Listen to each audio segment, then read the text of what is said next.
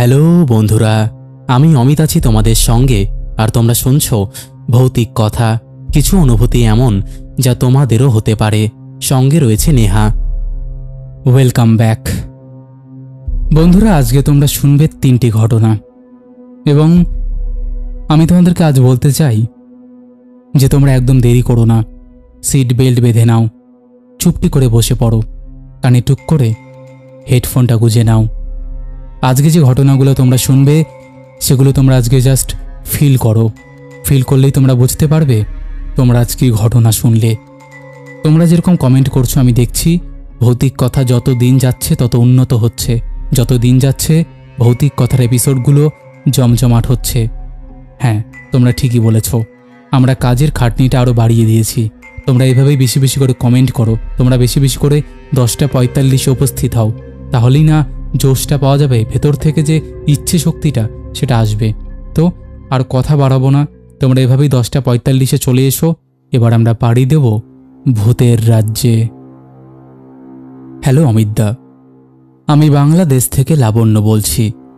আমি তোমার ভৌতিক কথার একজন নিয়মিত শ্রোতা। তোমার প্রায় সব ঘটনাই আমার শোনা হয়ে গেছে জানো। আমি কাজের ফাঁকে তোমার ঘটনাগুলো শুনি, আমার খুব ভালো লাগে শুনতে। আমি আজকে যে ঘটনাটা শেয়ার করব সেটা আমার নিজের সাথেই ঘটেছিল। আমি বর্তমানে একটি সরকারি প্রতিষ্ঠানে কর্মরত। ঘটনাটা আরও প্রায় 7 বছর আগেকার। তখন আমি উচ্চ মাধ্যমিকে সবে পড়ছি। সময়টা ডিসেম্বর মাস, শীতকাল। শীতকাল মানেই যেন একটা ঘোরাঘুরি করার সময়। আমাদেরও কোনো ব্যতিক্রম হয়নি। আমরা ঠিক করলাম সিলেট যাব ঘুরতে, ছোটোখাটো একটা ফ্যামিলি ট্যুর। বাংলাদেশের সিলেট মূলত বিখ্যাত চা বাগানের জন্য। ওখানে আমার এক বোনের হাজব্যান্ড থাকতো। তিনি ছিলেন একটা চা বাগানের ম্যানেজার। সেই সুবাদে উনি একটা বাংলো পেয়েছিলেন ওখানে। বাংলোটা ছিল চা বাগানের মাঝখানে। এটা ছিল একটা কাঠের দোতলা বাড়ি। নির্দিষ্ট দিন ঠিক করে আমরা রওনা হলাম সিলেটের দিকে। সিলেট পৌঁছাতে পৌঁছাতে আমাদের প্রায় রাত 10টা বেজে গিয়েছিল। আমাদের পরিবারের লোকজন ছিলাম 8 জন। জামাইবাবুর একটা জিপ ছিল। খাওয়া দাওয়া সেরে আমার ছোট ভাই বায়না করল রাতের বেলা চা বাগান দেখবে জিপে করে। সেই মতো আমাদের বের হতে হতে রাত মোটামুটি 12টা বেজে গেল। আমরা জিপে করে এগোচ্ছি। চারিদিকে নির্জন পরিবেশ দেখছি। চা বাগানের মাঝখানে সরু রাস্তা দিয়ে চলছিল আমাদের জিপটা। দুপাশেই ছিল চা বাগান। সবাই নিজেদের মধ্যে কথাবার্তা বলছিলাম। এরই মধ্যে হঠাৎ জিপ থেমে গেল। ড্রাইভার কাকাকে সবাই জিজ্ঞেস করছে, কি হলো কাকা, গাড়ি থামালে কেন? উনি সবাইকে বললেন সামনের দিকে তাকাতে। সামনের দিকে তাকিয়ে সবাই দেখতে পেলাম সাদা শাড়ি পরিহিত এক মহিলা অবয়ব। মুখটা আবছা আলোতে ঠিক বোঝা যাচ্ছে না। দাদা আগেই বলেছিলাম রাস্তাটা ছিল খুব সরু আর মহিলাটা দাঁড়িয়েছিল রাস্তার ঠিক মাঝখানে। মহিলাটাকে পাশ কাটিয়ে যাওয়াও তাই সম্ভব হচ্ছিল না। এত রাতে এই শুনশান রাস্তায় এরকম সাদা শাড়ি পরা মহিলা কি করছে সেটাও কেউ ভেবে পাচ্ছে না। ড্রাইভার কাকা ছিল সেখানকার স্থানীয়। তিনি বোধহয় সব কিছু আন্দাজ করেই আমাদের বলেছিলেন দোয়া দুরুদ পাঠ করতে। সবাই মিলে দোয়া পড়ার 5 থেকে 6 মিনিটের মধ্যেই অবয়বটি চলে গেল রাস্তার একপাশের চা বাগানে। মনে হলো মহিলাটি যেন মিলিয়ে গেল, কারণ চা বাগানের 2 ধারেই বড় করে সীমানা দেওয়া ছিল। এতটুকু সময়ের মধ্যে ওটা পার হওয়া কোনো মানুষের পক্ষে সম্ভব নয়। ওই দিন আর দূরে গেলাম না, আমরা বাড়িতে চলে আসলাম এই ঘটনার পর। তারপর দিন আবারও বের হলাম ঘুরতে। সারাদিন ঘুরে রাতে সবাই ক্লান্ত হয়ে যখন বাড়িতে ফিরছি তখনই বাড়ির ছাদে একটা আওয়াজ শুনতে পেলাম। আমরা ভেবেছিলাম কোনো বেড়াল হয়তো, কিন্তু রাত বাড়ার সাথে সাথে ছাদের আওয়াজটাও বাড়তে লাগলো, যেন আরেকটু হলেই ছাদটা ভেঙে পড়বে। আমার কাকু ছাদে গিয়েছিলেন দেখতে, কিন্তু গিয়ে দেখেন কিছুই নেই। তখন সবাই মোটামুটি ভয় পেলাম। ছাদের আওয়াজের কারণে কেউ ভালো করে ঘুমোতেও পারিনি। পরের দিন আবার ঘুরতে বের হলাম। বাড়ি ফিরতে ফিরতে প্রায় রাত 9টার মতো বেজে গিয়েছিল সবার। 10টার মধ্যে খাওয়া দাওয়া শেষ করে সবাই বিশ্রাম নিচ্ছি। এর মধ্যে দরজায় ঠক ঠক আওয়াজ হলো। আমি দরজা খুলে দেখলাম কেউ নেই। ভাবলাম মনের ভুল হয়তো। মিনিট 5 পর আবারও দরজার আওয়াজ হলো। আমি এবারও খুলে দেখলাম কেউ নেই। সেদিন বাইরে খুব কুয়াশা পড়েছিল। কুয়াশার কারণে 3-4 হাত দূরের কিছুই দেখা যাচ্ছিল না। এবার আমি মোটামুটি ভয় পেলাম। সবাই যখন শুয়ে পড়েছে আমি তখনও টিভি দেখছিলাম। তখন আবারও দরজায় আওয়াজ হলো। আমি ভয়ে ভয়ে দরজা খুলে যা দেখলাম, সেটা দেখলে কোনো মানুষ সজ্ঞানে থাকতে পারবে না। দেখলাম একটা কালো অবয়ব, চোখগুলো থেকে যেন আগুন ঠিকরে বের হচ্ছে। আর কি বিভৎস চেহারা তার। আমাকে বলছে, কেন এসেছিস, কেন এসেছিস এখানে? যা, চলে যা, নইলে সব কয়টা মরবি। আমি সাথে সাথে চিৎকার করে জ্ঞান হারালাম। যখন জ্ঞান আসলো তখন সকাল। সবাই জিজ্ঞেস করছিল কি হয়েছে। আমি সমস্ত ঘটনা খুলে বললাম। আগে যেহেতু ছাদে ওরকম শব্দ হয়েছে, তাই কেউই আমার কথা অবিশ্বাস করতে পারল না। দাদা, তোমাকে তো বলতেই ভুলে গেছি যে আমার জামাইবাবুই বাড়িটা পেলেও উনি এখানে থাকতেন না। ওখানে ভীষণই ইলেকট্রিসিটির প্রবলেম ছিল, তাই জামাইবাবু অন্য একটা বাড়িতে ভাড়া থাকতেন। সেদিন সকালে আমার মুখ থেকে গত রাতের ঘটনা শুনে সবাই সিদ্ধান্ত নিলাম এখানে আর এক রাতও থাকা যাবে না। সেদিন বিকেলেই চলে যাওয়ার সিদ্ধান্ত হলো।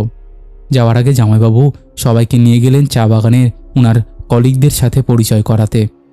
ওখানের এক শ্রমিকের সাথে আমার কথাবার্তা হলো। তাকে সব ঘটনা খুলে বলার পর উনি বললেন, এই বাড়িতে মোটামুটি প্রায় 30 বছর আগে এক দম্পতি থাকত। তাদের এক মেয়ে ছিল। পারিবারিক সমস্যার কারণে মেয়েটি একদিন সুইসাইড করে। তারপর সেই দম্পতিও এখান থেকে চলে যায়। এরপর থেকে অনেক বছর বাড়িটি এভাবেই ছিল। কয়েক বছর আগে বাড়িটি কোম্পানির আওতায় আসে।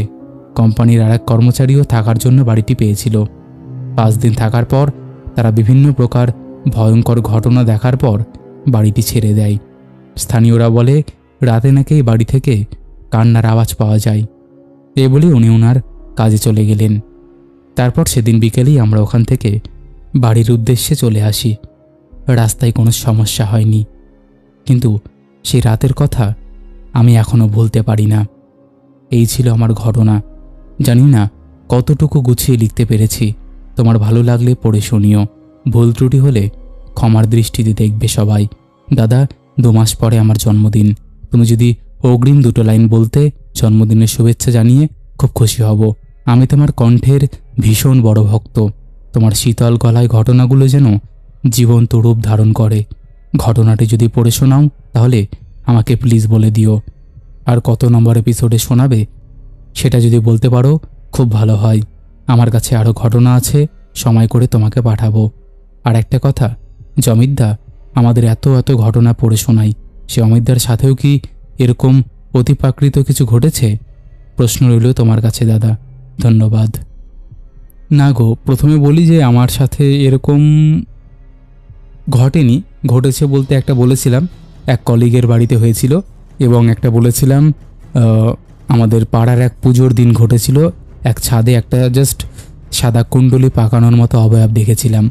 জাস্ট এই দুটোই, এবং দুটোই খুব একটা ভয়ঙ্কর বলা চলে না, ঠিক আছে?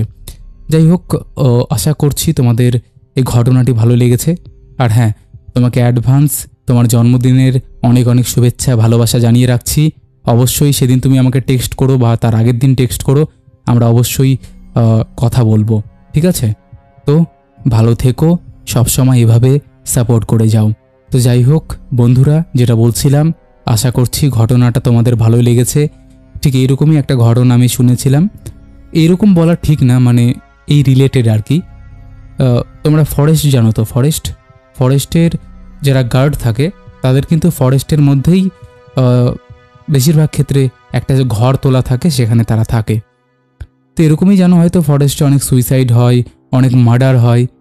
তো সেই ফরেস্টে এক লোক থাকতেন এবং তিনিও এরকম প্রচুর ঘটনার সম্মুখীন হয়েছেন এবং সেই জায়গাটা যে এতটাই হন্টেড সেটা আমরা আগে থেকেই জানতাম।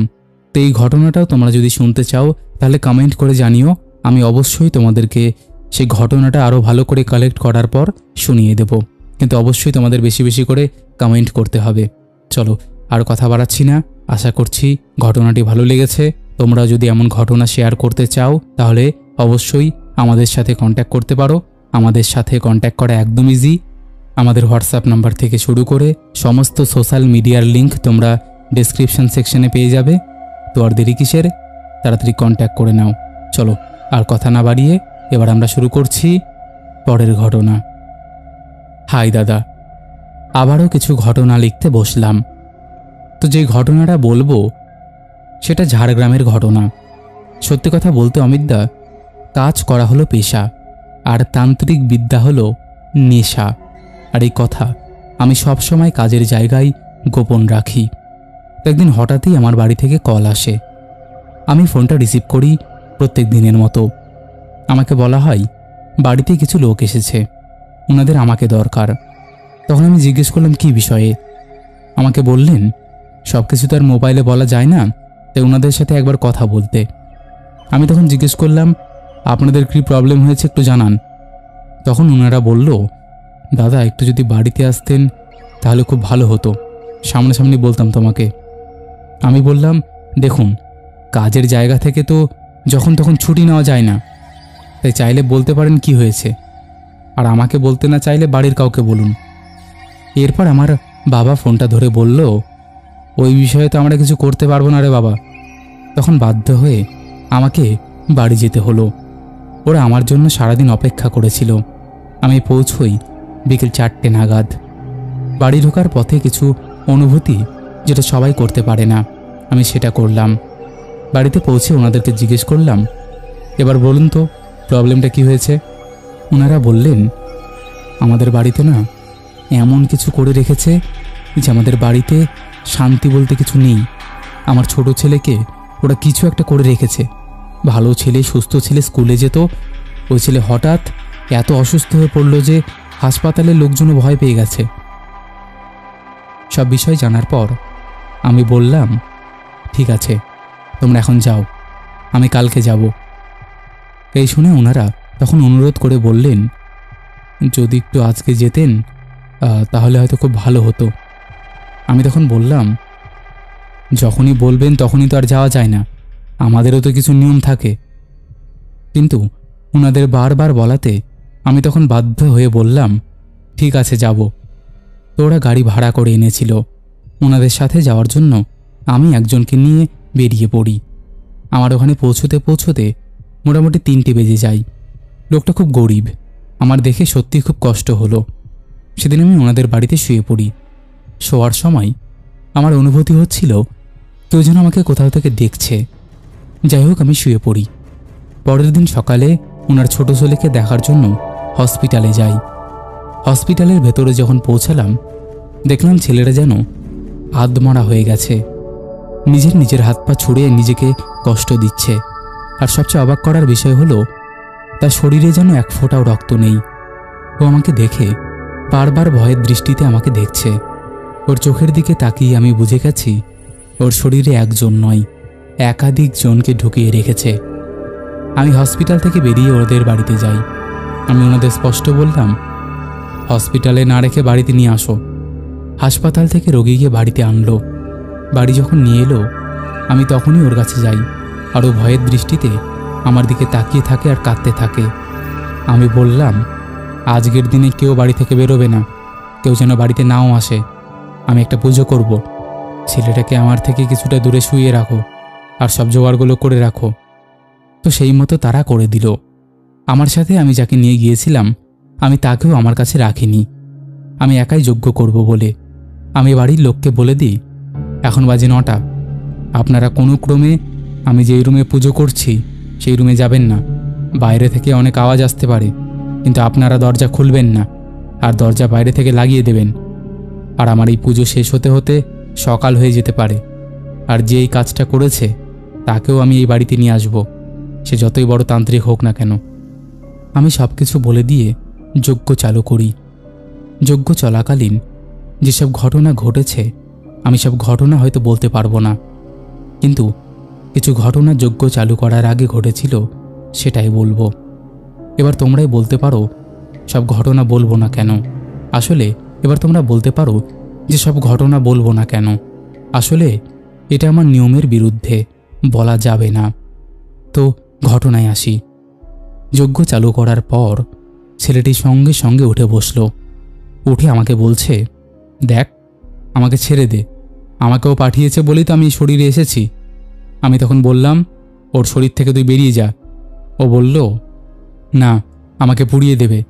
আমি বললাম, ঠিক আছে, ও তোর কোনো ক্ষতি করতে পারবে না, তার দায়িত্ব আমি নিচ্ছি। যেই কাজ করেছে সেও ছাড়া পাবে না। আমি আর কিছু না বলে যজ্ঞ শুরু করলাম। অনেক বাধা দিচ্ছিল সেই যজ্ঞে। কোনো মতেই ওর শরীর থেকে আমি আত্মা বার করতে পারছিলাম না, কারণ ও পুরো শরীরটাকে ঘিরে নিজের বশে করে রেখেছে। যজ্ঞ বন্ধ করাও যাবে না, আর যদি বন্ধ করে দেই ছেলেটাকে মেরে দেবে। তবে এটা মনে রাখবে, অশুভ শক্তি আর দেবশক্তির মধ্যে যদি লড়াই হয়, তাতে অশুভ শক্তির ক্ষমতা যদি বেশিও হয় তবুও দেবশক্তির হার হয় না।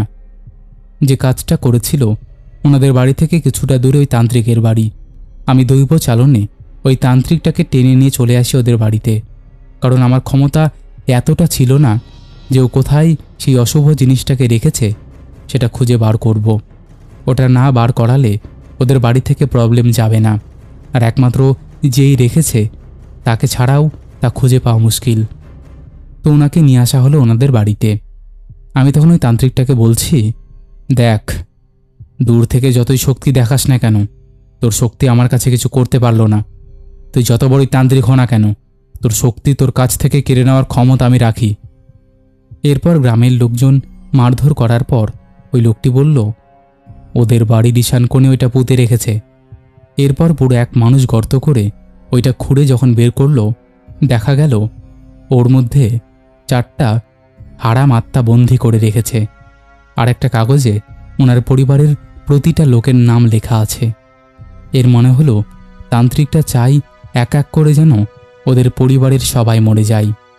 লোকটার সাথে ওই তান্ত্রিকের কিছু একটা নিয়ে ঝগড়া লাগে। তখন ওই তান্ত্রিকটা বলেছিল, তোদের শান্তিতে থাকতে দেব না, মেরে ফেলবো। তাই জন্য এমনটা করেছে ওই তান্ত্রিক। কিন্তু ওই তান্ত্রিকটা জানতো না যে বাবারও বাবা আছে, আর ওই ছেলেটি এখন পুরোপুরি নয়, কিছুটা সুস্থ হয়েছে। আগে যেমন বাড়ির লোকের সাথে কথা বলতো, এখন তেমনি কথা বলছে বাড়ির লোকের সাথে। আমি ছোট্ট ছেলেটাকে বাঁচিয়েছি। সত্যি আমি খুব আনন্দিত, আমি খুব আনন্দ পেয়েছি, খুশি হয়েছি। আমি আমার গুরুর চরণধুলি মাথায় নিয়ে সবার ভালো কাজটাই করি, কারো খারাপের জন্য কিচ্ছু করি না। কিছু কিছু তান্ত্রিক এমন আছে যারা মানুষের ক্ষতি করতেও একবারও ভাবে না, এবং তাদের একটুও খারাপ বোধ হয় না। দাদা, এই ছিল আমার একটা সত্যি ভৌতিক ঘটনা। যদি ভালো লাগে তাহলে পড়ে শোনাবে সবাইকে। আর আমি বলেছিলাম, কারোর বাড়িতে যদি প্রবলেম থাকে তাহলে নিশ্চয়ই কমেন্ট বক্সে জানাবে। আজ তাই বলবো, যদি আমার সাথে কথা বলবে বা বলতে চাও তাহলে কমেন্ট বক্সে জানাবে, তোমাদের কমেন্টের রিপ্লাই আমি দেব। আর যদি এমন কোনো প্রবলেম থাকে বাড়ির কাউকে নিয়ে, তাহলে আমি তোমাদের বাড়ি গিয়ে সব কাজ করে আসব। এটা আমার কিছু লাভের জন্য করছি না, বিদ্যাটা পেয়েছি সবার ভালোর জন্যই আমি করি। এখানে এসব কথা বলার একটাই কারণ, অনেক শ্রোতা নিজের প্রবলেমের কথা ভৌতিক কথা চ্যানেলে জানাই, এটা দেখে আমি এই কথাগুলো জানাচ্ছি। ইতি মোহন পাত্র। তো বন্ধুরা, এই ছিল দ্বিতীয় ঘটনা। দেবশক্তির কাছে, মানে একটা শুভ শক্তির কাছে অশুভ শক্তি কখনোই পারে না। অশুভ শক্তি যতই তার ক্ষমতা প্রয়োগ করুক না কেন, শেষমেশ শুভ শক্তিরই জয় হয়। এমন শুভ অশুভ শক্তির ঘটনা কিন্তু আমি তোমাদের আগেও শুনিয়েছি। এমন ঘটনা শুনলে সত্যি একটা মনে পজিটিভিটি আসে, যে মানুষ যতই ক্ষতি করুক না কেন, আলটিমেটলি এমন একটা সময় আসবে যখন তোমার ভালো হবেই হবে। যাই হোক, একটা কথা বলবো, ভৌতিক কথা কিন্তু কোনো রকম অন্ধবিশ্বাস, কুসংস্কার বা কোনো রকম নেগেটিভিটিকে প্রচার করে না। ভৌতিক কথার কাজ শুধুমাত্র মানুষের জীবনে ঘটে যাওয়া ঘটনা সবার সামনে তুলে ধরা, নচেত আর কোনো উদ্দেশ্য নেই। তো যাদের এগুলো বিশ্বাস হয় না তারা এগুলোকে এন্টারটেন পারপাসেই নিয়ে নাও। চলো আর কথা বাড়াচ্ছি না, তোমরা বেশি বেশি করে লাইক কমেন্ট করেই দিয়েছো। আমি জানি অনেকের মনে কোশ্চেন আসতে পারে যে দাদা তুমি বারবার বলো কেন লাইক কমেন্ট করার কথা, তো লাইক কমেন্ট না করলে আমরা মোটিভেশন কোথায় থেকে পাবো, তাই না গো? তো ওই জন্যই বলি বারবার লাইক কমেন্ট করে দিতে, আমাদের এই পরিবারে যুক্ত হয়ে যেতে, যাতে আমি একটু এনার্জি পাই আর কি। যাই হোক, আর বেশি কথা বাড়াবো না, তোমরা বেশি বেশি করে দিও। চলো এবার আমরা শুরু করব পরের ঘটনা।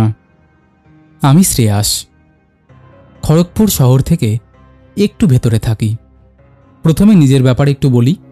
আমার সবে ক্লাস 12 শেষ হলো, সায়েন্স স্টুডেন্ট। কিন্তু অলৌকিক ঘটনা মানে প্যারানর্মাল জিনিসের প্রতি আমার অনেক আগ্রহ। ছোট থেকেই ভূতের শোজ দেখতে ভালোবাসি। ভৌতিক কথা আমার জীবনের একটা পার্ট। অনেক দিন থেকেই শুনছি, কিন্তু নিজে কোনোদিনও লিখতে সময় পাইনি। যাই হোক, আজ লিখেই ফেললাম। তো আমার পাড়ার নাম রাখা হয়েছিল এক ব্যক্তির নামে, যিনি পাড়ার পুরো জমির মালিক ছিলেন। সে সময় ওই বড় এলাকাটা জঙ্গলে পরিপূর্ণ ছিল। পরে সবাই ওনার থেকে জায়গা কিনে নিজেদের বাড়ি বানান। আসল জায়গার পরিচয় দিচ্ছি না, তাই ব্যক্তির নাম ধরে নিলাম আনন্দ। 2008 কি 9 সাল তখন। সেই আনন্দবাবু সবে মারা যান। উনি সুইসাইড করেছিলেন। সবাই অবাক, এত ভালো মানুষ, সবার সাথে এত ভালো সম্পর্ক, কি এমন বাধ্য করলো তাকে এই পথটা বেছে নেওয়ার? সবাই দুঃখিত। ওনার মৃত্যুটাও একটু মিস্টেরিয়াস। সেদিন নাকি বাড়িতে উনি একাই ছিলেন, বাকিরা ঘুরতে গিয়েছিলেন। উনি ফোন করে নিজের ফ্যামিলি মেম্বারদের বলেন যে বাড়িতে চলে আয় তাড়াতাড়ি, একটা জিনিস দেখতে পাবি। বাড়ি ফিরে সবাই দেখেন এক অবাক করা কাণ্ড। আনন্দ দাদু এক অদ্ভুত পশ্চারে বসে আছেন। ডক্টর ওনাকে ওই পশ্চারে থাকতে বারণ করেছিলেন, কিন্তু সেই পশ্চারেই তেনার মৃতদেহ সবাই দেখতে পায়। Clear suicide. কিন্তু কেন? তারপর পাড়ায় শুরু হয় কিছু ঘটনা। সবে সবে আনন্দ দাদু পরলোক গমন করেছেন। ওনার তখনও শ্রাদ্ধ শান্তি হয়নি। আমি তখন 2 কি 3 বছর বয়সী। পাড়ায় তখন কয়েকটি বাড়ি ছিল। পাশের বাড়িতে এক দিদি ছিল, ওনার সাথেই খেলতাম। সে তখন 6 কি 7 বছরের। ম্যাক্সিমাম সময় পাশের বাড়িতেই থাকতাম। প্রতিবেশী হলেও আমাদের বাড়ির লোকের মতনই ছিল। এমন এক সন্ধেবেলায় কাকিমা মানে দিদির মা, দিদি আর আমি ওদের বাড়ির পেছনের কলতলায় নাকি গিয়েছিলাম। আমি অনেক ছোট ছিলাম, তাই ঘটনাটা মনে না থাকাটাই স্বাভাবিক। বড় হওয়ার পরে কাকিমার কাছে শুনেছি। আগে বলে রাখি, ওদের কলতলায় ছিল অনেক গাছ এবং ঝোপঝাড়। একটা বড় মেহগনি গাছও ছিল। ছোট জঙ্গল বললেই চলে। কাকিমা আমায় কোলে নিয়েছিল আর দিদি কাকিমার হাত ধরেছিল। কাকিমা আমাদের হাত ধুতে নিয়ে যায়, কারণ আমরা কিছু খাবার খেয়েছিলাম। দিদি একটু বড় হওয়ায় একা একা হাত ধুয়ে পাশে দাঁড়িয়েছিল। কাকিমা আমাকে কোলে নিয়ে একটু ঝুঁকে হাত ধোয়াচ্ছে। এমন সময় মনে হলো কেউ একটা গাছের মাঝে লাফালাফি করছে। তারপরের মুহূর্তেই যেন হেঁটে হেঁটে আমাদের দিকে আসছে। মানুষ পাতায় হেঁটে চললে যেরকম শব্দ হয় তেমনটাই হচ্ছিল। তার উপর এক বিকট শব্দ। কাকিমা রীতিমতো ভয় পেয়ে যায়। দিদি এক দৌড়ে ঘরে চলে যায়। আমি কাকিমার কোলে, কোনো দিকে না তাকিয়ে আমাকে কোলে জাপটে ধরে কাকিমা ঘরে ঢোকে। সে কেমন অবস্থা! ওদের বাড়িতে কাকু তখন ছিল না, কাজে গিয়েছিল। তাই হাঁপাতে হাঁপাতে কাকিমা আমার বাড়িতে এসে আমার বাবা ও মাকে সব বলে। অনেক রাত্রি হওয়ায় পরের দিন সকালে কলতলায় যাই। গিয়ে যা দেখে, তারপর সবাই অবাক। দেখে শুকনো পাতার মাঝখান দিয়ে কেউ হেঁটে গেছে। পাতাগুলো সরে গেছে। মাটির উপর পরিষ্কার এক মানুষের পায়ের ছাপ। কিন্তু এর শুরু কোথায়? সেই বড় মেহগনি গাছের তলায় সেই একই পায়ের ছাপ নেমে এসেছে। মনে হচ্ছে কেউ গাছ থেকে লাফিয়ে নেমেছে, হয়তো হেঁটে হেঁটেও নেমেছে, যেমনটা সিনেমাতে দেখায়। এটা কি সত্যি সম্ভব? যদি সম্ভব, কে ছিল তাহলে আগের দিন ওখানে? সবাই দেখে বুঝলো এটা আনন্দ দাদুর পায়ের ছাপ। এবার তোমাদের মনে প্রশ্নই আসতে পারে যে একজনের পায়ের ছাপ দেখে কি করে বুঝবে যে সেটা তারই পায়ের ছাপ? তো আমি এখানে বলি, সেটা আনন্দ দাদুর নাও হতে পারে। কেউ এটা হয়তো বদমাইশি করেছে বা অন্য কারো পায়ের ছাপ। কিন্তু এরপর যেটা হলো সেটা বুঝিয়ে দিয়ে গেল যে আনন্দ দাদু মৃত্যুর পর পাড়ায় ঘুরত। পাড়ার এক বাড়ির গেট ছিল বাঁশের তৈরি, যেমনটা গ্রাম এলাকায় হয়ে থাকে আর কি। তো সেই বাড়ির যিনি দিদা ছিলেন উনি একদিন ভোরবেলায় দেখেন যে গেটের তালা খোলা, কিন্তু রাতে ঘুমানোর আগে তো তালাটা লোহার চেইন দিয়ে লাগানো ছিল। এমনটা নয় যে তো ভেঙেছে। গেটটা খুলে তালাটা চেইনের সাথে বেঁধে সাইডে রেখে গেছে। রোজ একই ঘটনা হওয়ায় দিদা ওনার 2 ছেলে বৌমা অবাক হন। একদিন রাত 3টের সময় দিদা যা দেখলেন তা দেখার জন্য উনি প্রস্তুত ছিলেন না। দেখলেন আনন্দ দাদু গেটটা খুলে ওনার ঘরে ঢুকছে। গেটটা নিজে থেকেই খুলছে আর উনি ঢুকছেন। সবাই এই ঘটনা জানার পর স্তম্ভিত। ওনার বাড়িতে বেঁচে থাকাকালীন আনন্দ দাদু অনেক আসতেন গল্প করতে, হয়তো সেই জন্যই ওই বাড়িতে এসেছিলেন। শ্রাদ্ধের 10 দিনের মধ্যে অনেকে ওনাকে দেখেন বা অনুভব করেন, তবে উনি ভালো মানুষ ছিলেন, তাই কারোর ক্ষতি করতে আসেননি। এই ব্যাপারে সবাই নিশ্চিত ছিল। ওনার সুইসাইডের কারণটা আজও অজানা। অনেকে বলে একটা চিঠি পাওয়া গিয়েছিল, কিন্তু ওনার বাড়ির লোক বলে যে না, কোনো চিঠি ছিল না, হয়তো কোনো ফ্যামিলি প্রবলেম বা কিছু একটা হবে। তো এই ছিল ঘটনা। জানি না বড় হয়ে গেল কিনা। 3 দিন ধরে ড্রাফটে রেখে রেখে আজ পাঠালাম। আমার মামার বাড়ি কলকাতায়, ওখানকার অনেক ঘটনা আছে। তাছাড়াও আমার দাদুর অনেক ঘটনা রয়েছে, সেগুলো হাড়হিম করা। আমি নিশ্চয়ই পরে পাঠাবো। ধন্যবাদ। ভৌতিক কথাকে অনেক অনেক ভালোবাসা, আর দাদা তোমাকেও। তো বন্ধুরা, এই ছিল আজকের 3টি ঘটনা। আশা করছি 3টি ঘটনায় তোমাদের ভালো লেগেছে। কেমন লেগেছে তোমরা অবশ্যই সেটা কমেন্ট করে জানিয়ে দিও। চলো আর বেশি কথা বাড়াবো না, তোমরা বেশি বেশি করে লাইক কমেন্ট শেয়ার করে দিয়েছো জানি। এবার আমরা শুরু করছি শাউট আউট পর্ব। শেষের এপিসোডে ফার্স্ট কমেন্ট করেছে লালটু ডলুই, লাভ লাভ রিয়াক দিয়েছে। সেকেন্ড কমেন্ট করেছে সোমা দাস, লিখেছে ভাই ঘটনা দুটো দারুণ, একরকম অন্যরকম ফ্লেভারের, আর এতটাই ভয়ের ছিল যে যে শুনবে সেই কেঁপে যাবে। থ্যাংক ইউ গো। থার্ড কমেন্ট করেছে রাকেশ এসডি, লাভ লাভ রিয়াক দিয়েছে। তারপরে কমেন্ট করেছে Pallab Manna, Soma Haldar, Gita Goswami, Ratna Roy, Dip Malik, Nandini Roy, SK Bashir, Sandip Sen, Soma Roy, Rimi Barman, Biswajit Das, Anil Singh, Rakesh SD, DJ vlogger Anish লিখেছে এখন আর শোনার সময় হবে না, কাল সকালে শুনবো, জানি ঘটনাগুলো অসাধারণ হবে। Thank you so much go.